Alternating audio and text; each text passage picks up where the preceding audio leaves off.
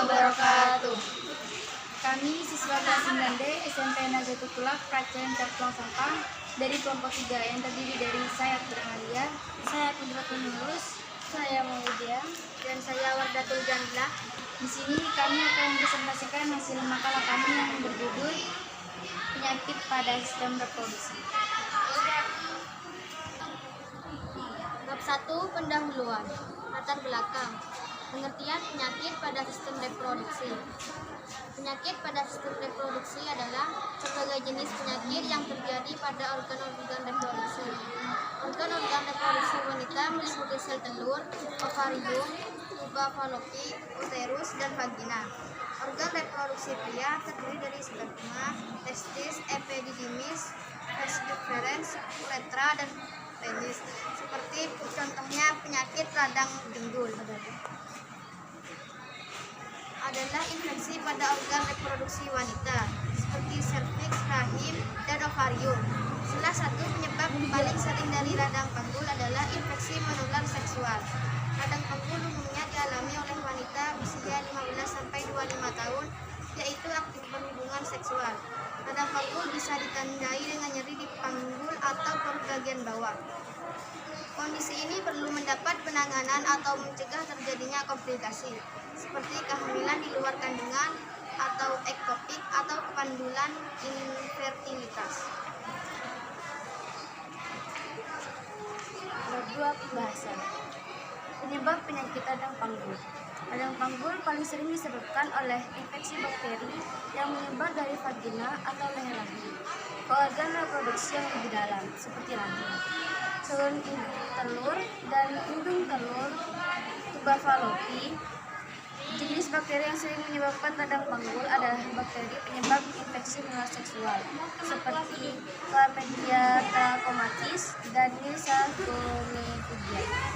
Selain bakteri, radang panggul juga bisa disebabkan oleh infeksi kuman atau patogen lain, seperti Mycoplasma genitalium, Trichomonas vaginalis, Gardnerella vaginalis, atau herpes simplex virus 2. Penyakit yang kerap terjadi pada sistem reproduksi wanita adalah radang panggul. Penyakit ini diakibatkan oleh bakteri penyebab infeksi yang merambat masuk ke dalam panggul melalui vagina atau leher rahim. Cara mencegah penyakit radang panggul. Ada beberapa hal yang bisa dilakukan untuk mencegah terjadinya radang panggul, yaitu jangan berganti-ganti pasangan. Yang kedua, gunakan kondom saat berhubungan seksual. Yang ketiga, periksa kesehatan secara rutin jika memiliki risiko tertular infeksi menular seksual. Yang keempat, konsultasikan pilihan dan rencana penggunaan alat kontrasepsi dengan dokter. Yang kelima, bersihkan area kemaluan dari depan ke belakang dan jangan sebaliknya. Selain beberapa cara di atas, Anda dianjurkan untuk menjalani screening penyakit menular seksual jika telah aktif berhubungan seksual dan sudah menikah.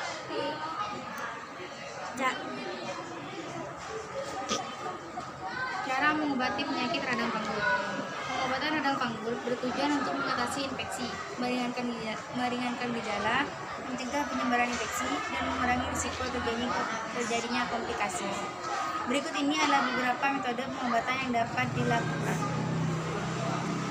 Yang pertama, obat-obatan.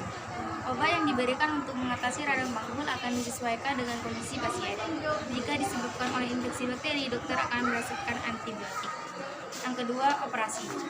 Operasi dilakukan jika terjadi abses pada radang panggul. Selain itu, operasi juga dilakukan jika abses pecah atau berpotensi pecah.